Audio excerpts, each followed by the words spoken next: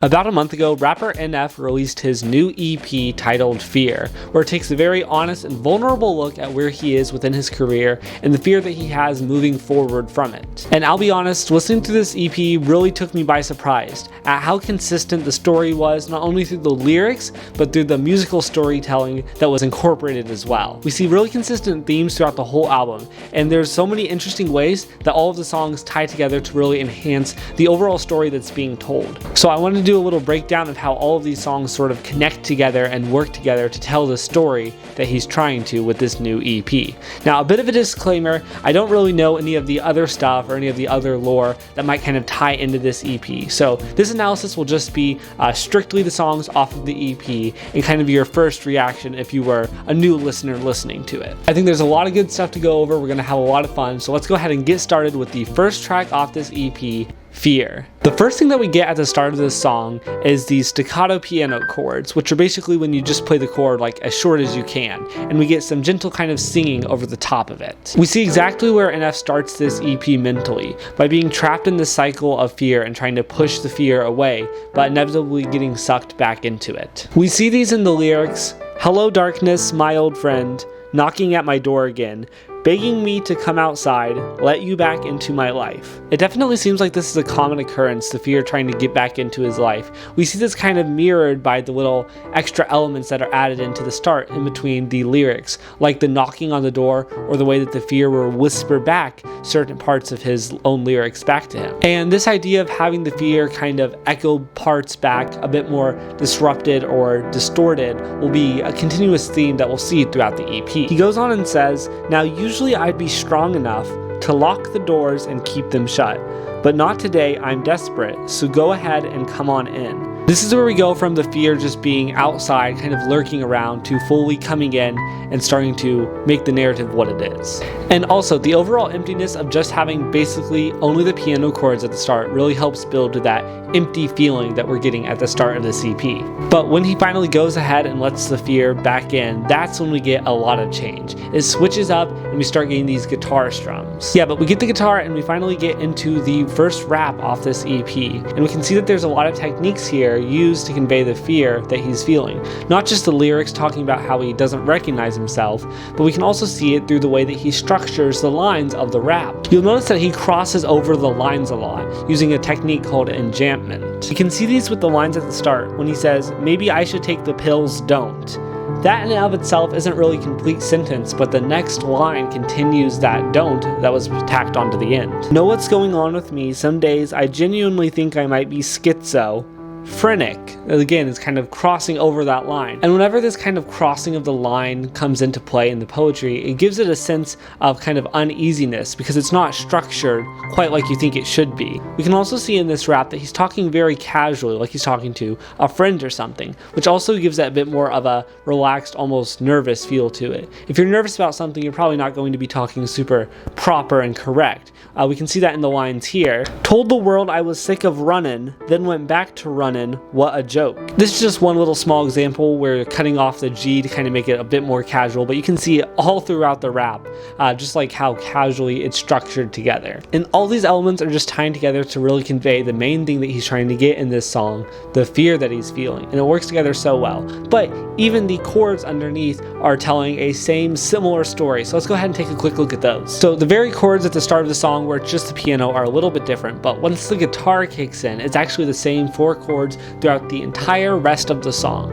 Those chords being a 6, 1, 5, 4. So what do I mean by those numbers? When you have a scale, just take like any of the 7 or 8 notes in a scale, and then you assign a number to each one of those notes. So the first note in the scale, say C major, that would be the 1. And then if you were to build a chord out of it, that would be the 1 chord. And then some of these are major and minor, and that's how we get the names for these. So for this song, we are in the key of G major, and that makes our chords E minor, G, D, and C. And it's interesting here because he chooses to start off the chord progression on an E minor minor chord. So when we hear this right after that switch up from the piano part going into the guitar, you might not know quite where we are and might think that we're in a minor key with this E minor chord. If that was the case, you might expect us to move up to the 4 or 5 of the E minor scale, but instead we move up to the G. So that's really cementing that we're in G major, but it's not quite where our ears were expecting to go. Now, since the chord of E minor consists of the notes E, G, and B, and the chord of G major consists of the notes G, B, and D, you can see that there's a lot of overlap. There's only one note different between the two chords. So moving from the E minor to the G doesn't really make too big of like a movement or a tonal difference moving between the two. Then from that G major chord, he hops up to a D major, which is the 5 of the key. And that has the most tension that you'll really find in the key out of all the chords that you could pick from. And that 5, or the D major, really wants to move back down to the G. But it doesn't. It moves back down to a C major, which is just the one note below it. This isn't really where the D major wants to go, so again, it kind of tricked our ears out moving down there. So as for where the C major wants to resolve or go to, it can kind of either go to the D major, which is just where it was, or back down to the G. But instead of going there, it starts the chord progression over and goes back to the E minor, which is kind of close to the G, but a little bit different. So again, kind of faked out our ears. And when we think of this idea of the chords moving around in this circular pattern, never fully resolving or giving into the tension, it sounds very similar to what he's describing going on in the song right now. We can also see if we look at the chords on the keyboard that the E minor is the lowest one. It moves up to a G, then it makes an even bigger jump up to the D major, then it moves down to the C. If you were to kind of chart that out, it's going up and then falls back down and falls down again to the E minor once it starts the chord progression over. And again, that's like exactly what he's talking about in the song, this feeling of kind of making progress but then going back and losing it right at the start. And that's basically exactly what he's talking about in the lyrics, this idea of like making progress,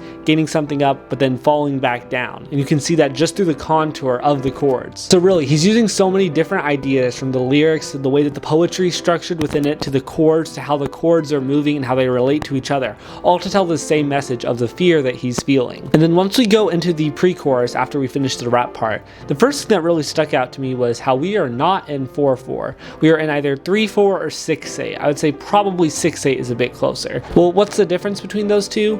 Well, normally 4/4 is what most every song is in, and it has a very even beat and an even like metric to it. But when you think of 3/4 or 6/8, it has this uneven kind of staggered feel almost to it, because you can't really divide 3 evenly. One side will have more than the other. And whenever people think about 3/4, they usually think about waltz and the specific dance that goes along with it.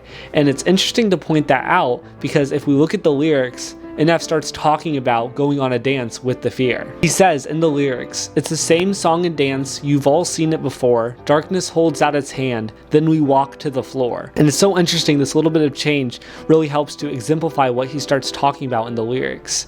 Because now that I pointed out, you'll probably notice that it does sort of have a bit more of that movement feel to it that you'd expect from 3/4 or 6/8. And as he finishes the pre-chorus, all these other instruments that have been building up drop out, and we get a moment of breath of fresh air, as it's just the piano notes playing. But the nice moment is quickly interrupted by that glitchy fear motif coming back in and kind of taking it over. We then get into the chorus part here. As he goes into the chorus, he repeats the phrase, "Is this what you wanted?" as he has other musical ideas on top of it interlaced with that, so they all stack up together. And again, this is kind of interesting because it starts off with one idea, but as it cycles back around, he adds more and more on top of it. And for going a traditional ending to the song where he'd have it resolve at the key that he started in, he just drops it all off and it leaves just some glitchy, synthy sounding basses at the end. But it makes sense that a song that's all about cycles and repeating itself wouldn't have a proper end. That way it can go right back into the start. I mean, this song does so much to really convey the story that he's trying to tell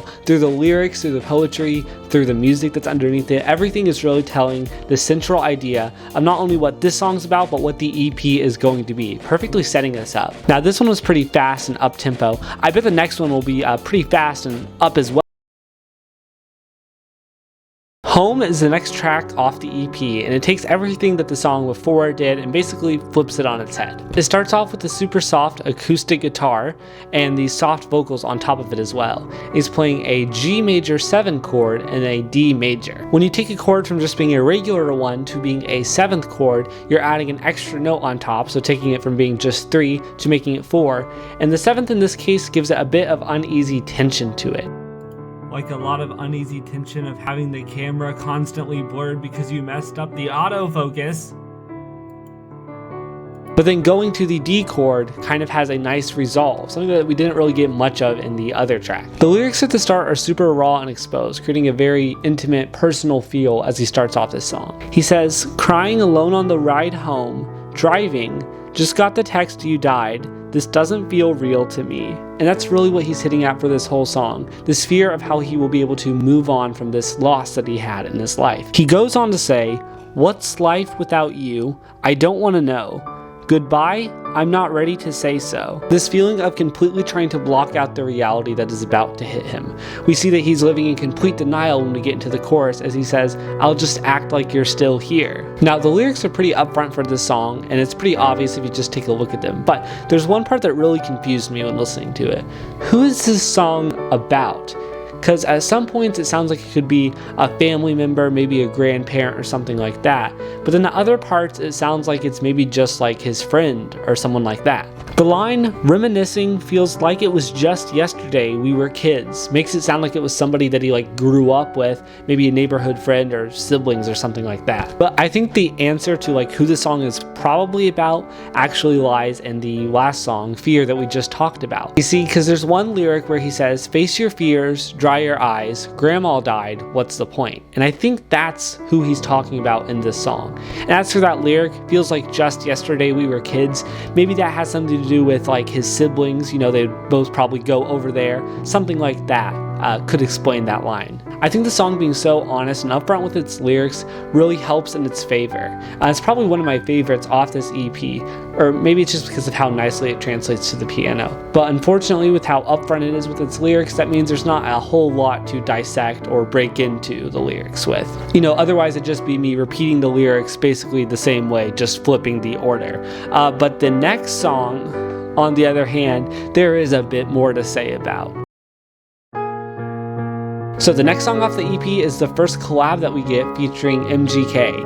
And as much as I really like the other two and have praised them so far, this third track is probably the worst off the entire EP. And let me explain why. So first of all, it starts off with these weird, warbly pitched up vocals. And like, I didn't even know they were saying words until I looked up the lyrics and like read along with it. I just thought it was like a weird sample that they used. And like, it just doesn't like sound good or like serious. It sounds very like jokey, but as you see throughout the first rap that we get in this song, it's like a pretty serious song, and the contrast is just way too much. And when we get to the rap, it starts off with the feature at first, and oh my, it just sounds so unbalanced. The way that the bars and flow are structured just don't line up quite right the way you'd expect, and it feels super off balance. But not like in a purposely off balance way like we saw with Fear, you know, kind of having this idea of like being nervous or anything. It just feels like genuinely like unstructured or a little bit of a mistake on how the lyrics were written. My best guess to what happened here was that he wrote the lyrics out before really hearing the beat, and sometimes when you do this you kind of forget your own idea of the metric structure in your head, and then trying to take the lyrics and put them just on top of the beat can add these weird moments where stuff just doesn't really flow quite right. But if you listen to the rap, you'll hear that there's emphasis on certain words that sound like they're going to rhyme within the next couple of bars, but then they just don't, and it completely like tricks out your ear. But again, it's not in a satisfying way of like, oh, it tricked it out, but you know, it's helping to tell the story. It just sounds like it was like unthought of. Another point to the rap's credit that I'll give it is that it is very personal and it is very upfront.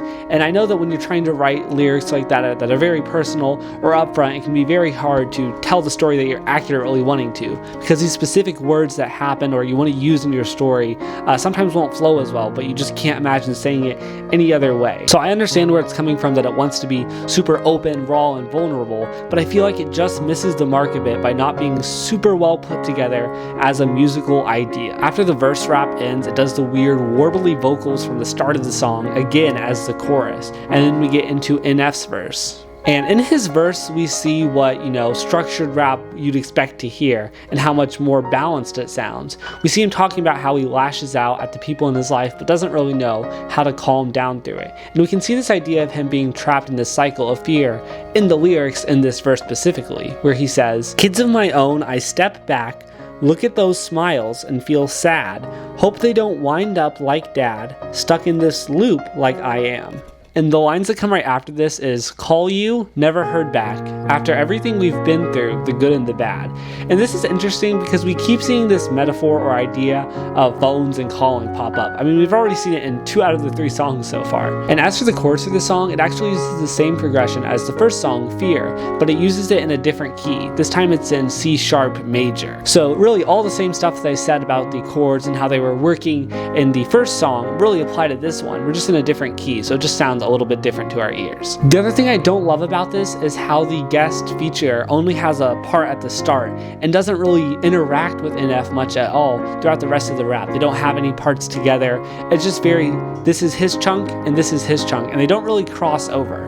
Now, if you know this EP, you know there's another feature that we'll get to 2 songs from now, and that one does this a lot better, as we'll see when we get there. But if this is what I'd say the worst song off the EP is, and it's not even that bad, that means it's only up from here. And the next song that we get is something that you'd more expect to see from NF, just a true good traditional rap from him.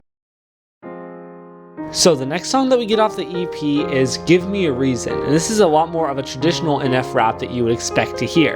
The way he comes off on this track is very confident and boisterous, but when you take a look at the lyrics, you can see that it's anything but that. The lyrics are basically him talking about all these things that he wants other people to do or to give him a reason to continue to make music and push him on to prove them wrong. With lines like, I need somebody to laugh, tell me I'm trash and that I shouldn't exist. I need somebody to grab the blade in my back, stab, and give it a twist, and so on. And the way that he's saying it in the song sounds super awesome, and you're like, yeah, good for you. But when you actually look at the lyrics and listen to what he's saying, it's like, I don't think you really want that stuff. Because pretty much everything he describes is like bad, or somebody leaving him or not believing in him. And even though it might give him the motivation to make more music, it's a bunch of stuff that he's fearing might actually happen to him. It's sort of this idea of, if I invite the bad things to happen to me, instead of just letting them happen naturally or on a whim whenever they do, I have a bit more control over it. But really that's not the case. We can kind of see that playing out here. As for like the music and the chords for this part,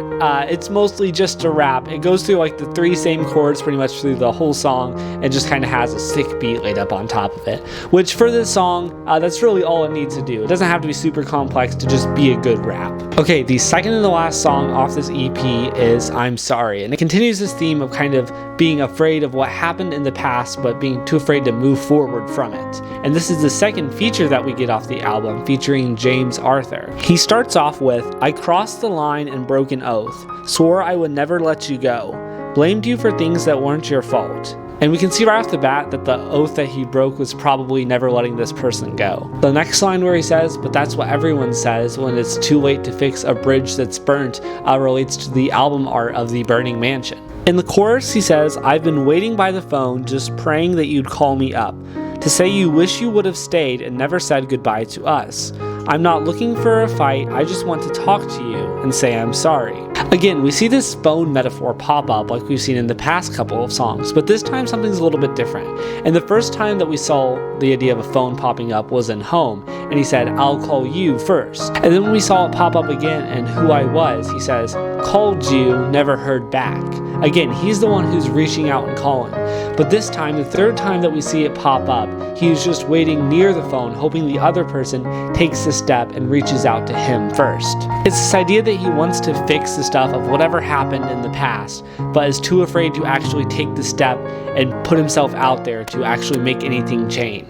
So instead just ends up passively waiting for someone else to make the first move. And this is a song where I think they really did the feature right. Their 2 singing styles are a bit different, but they complement each other very nicely. And Ev has this sort of gentle but almost aggressive voice that he has from like all of the rapping. It kind of comes through in the singing. It has a bit of a harshness to it. Not in like a bad way that's harsh on your ears, but a bit more aggression almost behind it. And the guest that he has on the song, and I mean this in the best way possible, has almost a whiny singing voice. Like it's very emotive and expressive in the way that he's singing. And the way that these 2 kind of come together really help to continue to tell the story of the song, besides just what the lyrics are doing. Because there's the side of his emotions, the NF side singing that regrets what happened in the past and has a bit of anger or aggression over that. But then there's the emotional side from James that's really showing the regret and remorse he feels over, again, what whatever happened in the past. And the way that they're able to tell this story just with how they're singing the song is actually pretty cool. And the chord progression that we have for this song is the 6, 4, 1, 5. You'll notice that we're starting to see these same sort of chords pop up over and over again. So like we've seen before, it starts off on the 6th chord, which seems to be pretty popular for this album, but then it moves to the 4, which has a bit more tension, and then moving from the 1 to the 5. Ending on that 5 really gives a big pull back to the 6. So we can see that this song has a bit more of a release of tension than the other ones have in the past, but still kind of continues that circular feel that starting on the minor chord has. Okay, we are finally here, the last song off the EP, Washed Up. While the start of the EP had Fear really laying out what we were going to go on through as we listen to the rest of the song, this one is sort of the closer that kind of ties up what we've been through. At the start of the song, we get these big 7th piano chords playing throughout. And then we also hear this chopped up, spliced vocal. So I was wondering where this was from, where they got this vocal take and spliced it into the song. So I did some looking, and it turns out that this is a sample from an old gospel song by Shirley Caesar called Don't Be Afraid. Appropriate title, isn't it? And you can like search it up on whatever streaming service and you can listen to the song, and then once you do that you can actually like hear how it was sampled from it. But the interesting thing is, if you listen to this song by Shirley Caesar, you will hear that the main message that she's talking about is the story of Peter from the Bible, how he walked out on the water. How that story goes is he stepped out onto the water and was walking on it just fine, but when he looked down and kind of acknowledged the fear that was around him, that's when he would start to sink into the water. And with this in mind, it kind of changes how we look at the lyrics to Washed Up. I mean, specifically during the chorus, we can see there's a lot of ties to water in what he's saying. Am I on the brink of something great, or have I lost it? Am I on the verge of making waves, or am I washed up? He's kind of continuing this theme without directly saying it, of if he'll walk across the waves or if he'll just fall right through them. Throughout the verses of the song, he's again very upfront and direct with what he's saying. It's pretty like obvious to tell, but basically he's just talking about this fear of being able to move on from what he's made before and trying to find what he can make now that'll still be just as good as what he's already done. And that's about it for the EP as a whole. The way that fear can manifest itself into different forms, and not just ignoring it, but looking at it head on and seeing all the different ways that it can appear. To the fear of regret that we see in I'm Sorry, to the fear of being stuck in a cycle like we see in Who I Was, or the fear of moving on from someone that you loved in Home. I think all these songs work together really well to tell a cohesive story that he wanted to. Not just the lyrics and all that stuff that goes into it, but how the music also relates to it and tells a story right alongside with it.